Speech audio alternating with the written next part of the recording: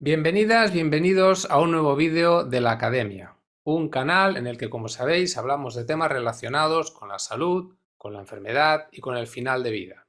Y el vídeo de hoy se titula ¿Decidir o reaccionar?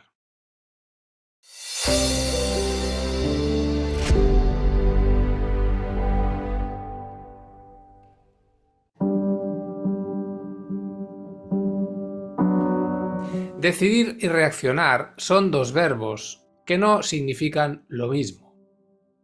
Cuando tomamos una decisión, solemos hacerlo desde la reflexión, desde el discernimiento, teniendo en cuenta lo que sabemos, la información de que disponemos, aquello que proyectamos o suponemos que sucederá en función de lo que decidamos. Y en definitiva, pues ponemos las opciones o alternativas sobre la mesa y elegimos, escogemos hacia dónde queremos ir. Por eso, decidir nos implica a nosotros como personas, implica nuestra razón y mantenemos un cierto control consciente sobre lo que decidimos. Y entonces, si es así, habrá una coherencia entre aquello que decidimos y quiénes somos nosotros y qué es lo que queremos de verdad. Y precisamente por eso podremos sostener el resultado de esa decisión, aunque tal vez el resultado no sea el que esperábamos o el que deseábamos. En cambio, cuando reaccionamos, el mando ya no lo tiene la razón, ni la reflexión, ni el discernimiento. Cuando reaccionamos, el mando lo coge la emoción. Y la emoción, que surge ajena a la voluntad, no tenemos una emoción porque queremos, sino que aparece, pues esa emoción al aparecer puede movilizarnos de manera impulsiva hacia tomar una determinación, pero sin pasar previamente por unos mínimos filtros de racionalidad o de discernimiento. Y entonces, al seguir ese impulso, es posible o muy posible que perdamos la coherencia con nosotros mismos o la coherencia de aquella persona sobre la que decidimos. Y eso suele tener consecuencias desagradables, porque vamos en contra de lo que sería lo realmente natural en este caso. Claro, las emociones toman el mando cuando se lo permitimos. No podemos evitar que surja la emoción. Ante una situación determinada es inevitable que aparezca pues el miedo o la angustia o el enfado o lo que sea. Surge. Pero lo que sí podemos es entrenarnos para no precipitarnos y dar tiempo a que el discernimiento, a que la razón entren en escena y podamos conectar con todo aquello que en realidad ya sabemos, porque ya lo hemos pensado, ya lo hemos hablado, ya lo hemos debatido.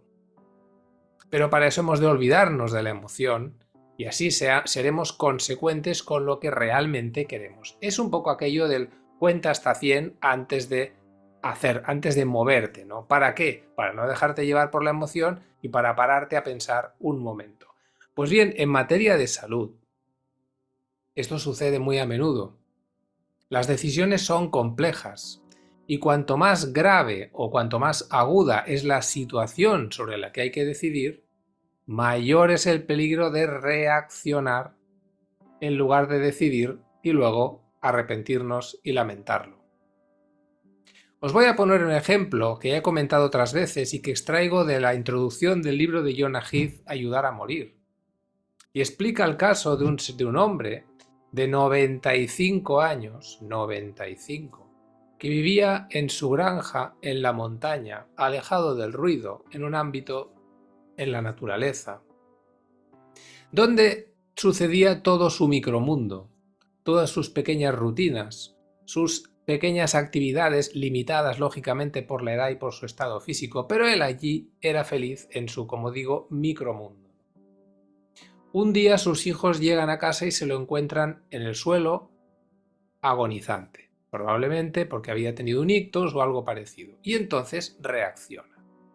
Y la reacción es: hay que llevar a papá al hospital, sin pararse a pensar si realmente eso era lo lógico y lo natural. Y entonces, como están en una zona alejada, rural, montañosa, etcétera, tienen que movilizar lo que sea y al final son los bomberos los que acaban yendo a buscar a este señor y llevándolo al hospital más cercano, donde el hombre morirá pocas horas después en un pasillo en medio de extraños, mal asistido y lejos de todo lo que era cercano y querido para él. Una actuación compulsiva, desde la buena intención, eso no lo duda nadie, pero compulsiva, sin pensar, convirtió lo que era un proceso natural, la muerte es un proceso natural, y lo natural hubiera sido que aquel hombre hubiera muerto en su entorno, pues lo convirtió en algo antinatural y además inútil. Pues bien, lo mismo sucede, y no pocas veces, con tantas y tantas malas muertes que se producen en los boxes de urgencias, en los pasillos de urgencias, en las ambulancias, en un último traslado heroico en busca no se sabe bien de qué, o incluso hasta en el ascensor del domicilio. Y eso sucede con personas que estaban visiblemente en el tramo final de sus vidas, pero no se quería eso ver. La no aceptación de que la muerte iba a llegar, el desconocimiento, el miedo y el peso de la inercia del hay que hacer algo sobre el acompañar, que cuidado, también es hacer algo, pero distinto, pues son los que empujan a tener esta reacción de movilizarse, ¿no? Y en general luego no se tiene buen recuerdo de esa reacción.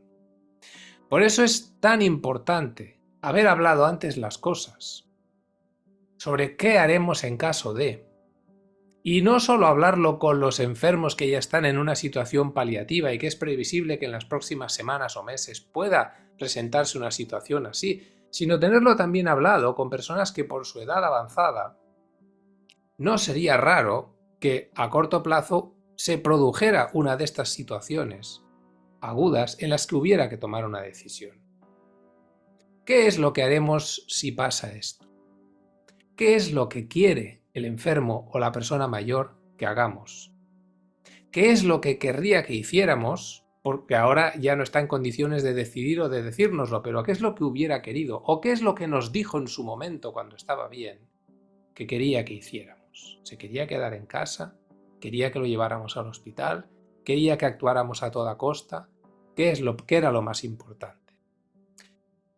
Es muy importante tener esto hablado, pero claro, para plantearse estas conversaciones es imprescindible dejar de negar la posibilidad de que esa persona pueda morir, porque si negamos esa posibilidad no hay conversación posible. No, de esto no hablemos, porque no va a pasar, y sí que pasa.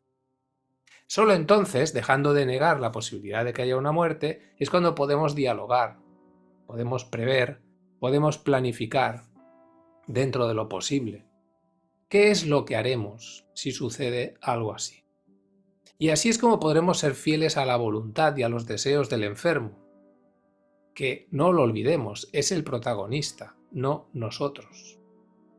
La cuestión no es hacer aquello que nos tranquiliza a nosotros, sino hacer aquello que es lo mejor para el enfermo desde el punto de vista del enfermo. Y de esta manera, teniéndolo hablado, no dejarnos llevar por los impulsos. Cuando las cosas están habladas, están pactadas, están consensuadas, en el momento en que surge la situación, hay que conectar con todo eso que ya se habló y en lugar de dejarnos por el impulso, por la emoción de vámonos a urgencias, pues pensar muy bien un momento, ¿qué es lo que habíamos ya hablado que había que hacer? Y ser consecuentes con eso, dejando pasar la emoción y dejando pasar la tentación de la reacción.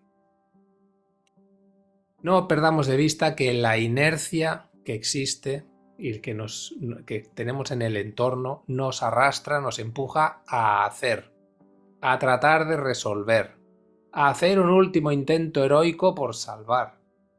Y podemos sentirnos culpables, hablábamos en el vídeo anterior de la culpa, podemos sentirnos culpables si no hacemos todo lo posible, si no nos doblegamos a seguir el protocolo de aquello que se supone que es lo que tenemos que hacer. Pero claro, una vez más, hay que pararse a pensar. y ponernos en la piel del enfermo, que insisto, es el protagonista. ¿Qué es lo que preferiría ella o él? ¿Dónde querría estar? Y ahí es donde tendremos casi siempre la respuesta correcta. Bien, si te ha gustado y te ha interesado este vídeo, te invito a que hagas algún comentario o aportación en el chat o a que le des al me gusta. Igualmente te animo a inscribirte al canal para estar al corriente de los nuevos vídeos que vayan apareciendo. Y te animo también a entrar en la web de la Academia, en la que tienes muchas formaciones que tocan temas como el que hoy hemos hablado, y en particular hay un curso titulado Otra mirada sobre la salud, la enfermedad y el final de vida, que dedica un apartado extenso a todo el tema de la toma de decisiones y por tanto toca este tema del que hoy hemos hablado.